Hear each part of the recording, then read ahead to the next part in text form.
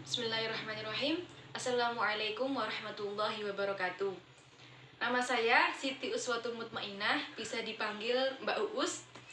Nah, di sini saya akan memaparkan materi dari sejarah kebudayaan Islam yang bertemakan sejarah dakwah Nabi Muhammad periode Mekah Madinah.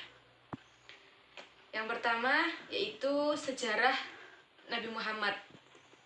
Sejarah Nabi Muhammad SAW diangkat menjadi Rasul adalah saat beliau berusia 40 tahun. Nah, di sini bertepatan dengan turunnya wahyu pertama kepada Rasulullah melalui malaikat Jibril di Gua Hiro. Namun, semua itu dilalui Rasulullah dengan tawakal dan sabar. Rasulullah berdakwah selama 23 tahun sampai akhir hayatnya. Dari 23 tahun masa kerasulannya 13 tahun dihabiskan Rasulullah dengan berdakwah di kota kelahirannya, yaitu kota Mekah. Sedangkan 10 tahun sisanya dihabiskan dengan berdakwah di kota Madinah. Usai mendapatkan wahyu, Rasulullah bimbang dan mengalami pergulatan batin yang hebat. Kemudian Rasulullah bertemu dengan Warokoh dalam perjalanan menuju Ka'bah. Nah, di sini mereka bertemu. Warokoh inilah yang meyakini Rasulullah bahwa ia yakin Nabi Muhammad adalah Nabi yang diutus oleh Allah untuk menyempurnakan agama dan akhlak untuk umatnya. Akhirnya Rasulullah menetapkan hatinya untuk mulai berdakwah sampai akhir hayat. Dilanjut dakwah Rasulullah pada periode Mekah. Nah, perjalanan dakwah Nabi Muhammad SAW tentu jauh dari kata mulus.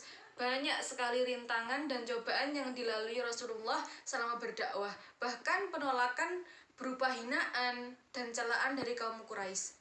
Namun, semua itu dilalui oleh Rasulullah dengan rasa sabar dan tawakal.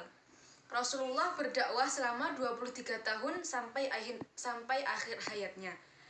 Dari 23 tahun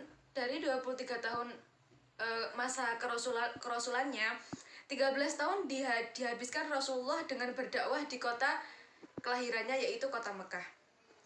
Sedangkan 10 tahun sisanya dihabiskan beliau dengan berdakwah di kota Madinah. Pada periode Mekah, Rasulullah berdakwah dengan cara sembunyi-sembunyi. Ia berdakwah, melakukan dakwahnya yaitu melalui beberapa orang terdekatnya yang diyakini bahwa mereka bisa merahasiakan pesan yang dibawa oleh Rasulullah. Adapun mereka yang pertama kali masuk ke dalam Islam yaitu Abu Bakar As-Siddiq, Umar bin Khattab, Utsman bin Affan, Ali bin Abi Thalib, dan yang lainnya, sahabat-sahabat yang lainnya.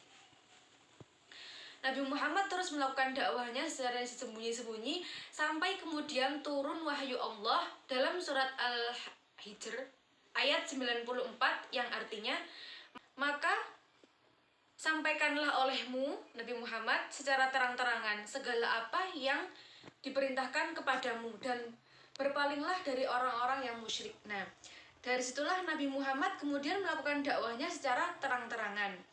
Beliau memulai dakwahnya dari Bani Hashim, keluarga terdekatnya. Namun hanya Ali bin Abi Thalib saja yang mau masuk ke dalam Islam. Pamannya pun Abu Thalib tidak mau, hanya bersedia membela Nabi Muhammad, tetapi tidak mau untuk masuk ajaran Nabi Muhammad, yaitu agama Islam. Banyak sekali kaum kafir Quraisy yang menentang dengan ajaran yang dibawa Nabi Muhammad, seperti Abu Lahab. Mereka sampai melakukan berbagai hal macam cara untuk membunuh Nabi Muhammad. Dilanjut dakwah Rasulullah periode Madinah. Setelah Rasulullah dakwah di kota Mekah, dilanjut Rasulullah bersama para sahabatnya hijrah ke Madinah dan membangun Masjid Quba. Masjid ini dijadikan sebagai tempat sholat dan tempat menyusun tugas-tugas dakwah. Pembangunan Masjid Quba berjalan dengan lancar dan Nabi Muhammad pun turut mengulurkan tangan dalam menyelesaikan pembangunannya. Jadi ketika membangun Masjid Quba ini, Rasulullah pun ikut turun untuk membangun masjid tersebut. Selanjutnya, Rasulullah berdakwah sampai akhir hayatnya, hingga akhirnya Rasulullah wafat pada hari Senin 12 Rabiul Awal tahun 11 Hijriah di usianya yang ke-63 tahun. Hingga pada akhirnya semua perjuangan Rasulullah telah membawa Islam dari zaman jahiliyah menuju peradaban Islam yang cerah. Disinilah akhirnya agama Islam mulai tersebarkan di kota Madinah dan Mekah. Mungkin hanya ini yang dapat saya sampaikan. Semoga bermanfaat.